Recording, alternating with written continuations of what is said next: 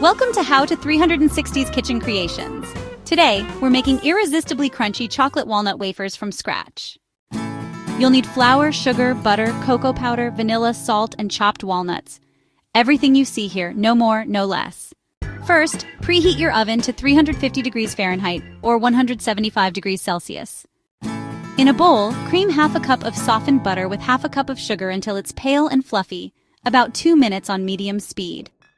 Next, sift in 2 tablespoons of cocoa powder, 1 cup of flour, and a pinch of salt. Pour in half a teaspoon of vanilla, then mix on low until just combined.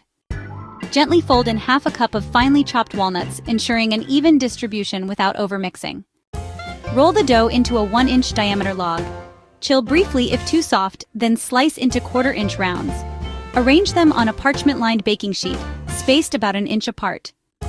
Bake for 12 to 14 minutes until the edges are just set but not burnt. Your kitchen will smell amazing. Let the wafers cool on a wire rack for maximum crispness.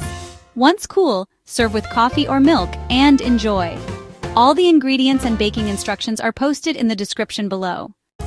Thanks for watching. If you love this recipe, hit subscribe and click the bell for more easy baking videos.